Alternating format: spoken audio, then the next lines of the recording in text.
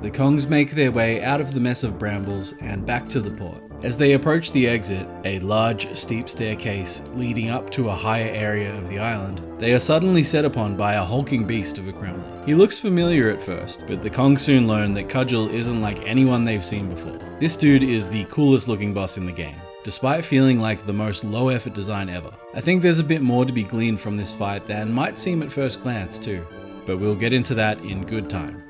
This is part 19 of Overthinking Donkey Kong Country 2. But before we get into the weeds of it, let's just analyze the fight itself. Kudgel falls down, swings his club, then leaps into the air. He falls a few times, and if you're on solid ground when he lands, you'll be stunned. Eventually, he calls down a TNT barrel that you can use against him. After hitting him 3 times, he starts throwing these hops into the mix, similar to K. Rool at the end of DKC. 3 more hits, and he winds up in the drink. The barrels thing is nothing new, but this is the first and one of the only times in the entire trilogy where you'll be stunned. It's a good boss fight, but it's a boss fight, so there isn't much else to talk about here.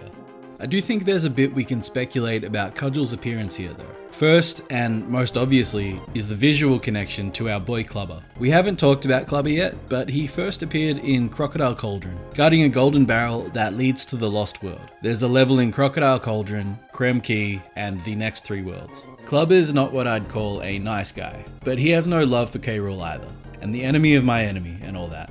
So what's this got to do with Kudgel? Well, aside from the grey where he should be green, Kudgel looks exactly like Klubba. I feel there's more here than simple palette swapping. There's got to be a connection between the two. Maybe Kudgel is Klubba's brother, or even his father, a meaner, grislier version of him. That's all I've got, but it feels like that's enough.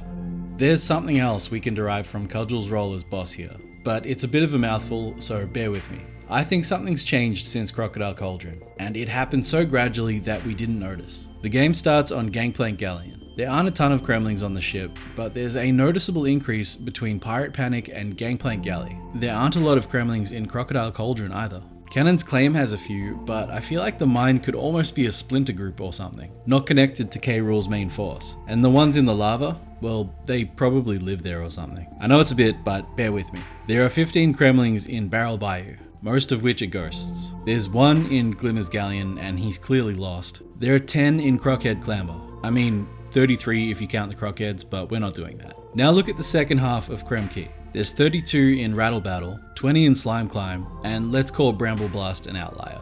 Notice how the Kremling presence really ramps up from Crockhead Clamber onwards? It's my theory that at some point before then, word got to K. Rool that the Kongs were on the island, and he sent the Kremlings down to stop them. And the Kremlings coming down from Crazy Kremland means they're mostly in the back half of Krem Key. Makes sense that the Kongs would have gotten from DK Island to Gangplank Galleon, and even through Crocodile Cauldron, without the big cheese catching on. But now that they're on the island for real, their presence could no longer be ignored. As for Kudgel, well, we don't see another Kremling like him after this. Klubba excluded, of course. Which makes me think that Kudgel is K. Rool's ringer, the guy he sends to take care of stuff when no one else can be trusted to succeed. So with him out of the way, it could well mean that K. Rool is starting to worry. Episode 19 down the drain. Krem Key done, and we're essentially halfway through the game. I feel that Krem Key and the 2 worlds that follow it make for the best part of the game, and the most detailed and honest look at the island itself.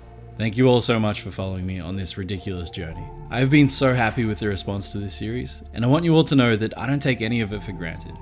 Thanks again, and catch you in the next one.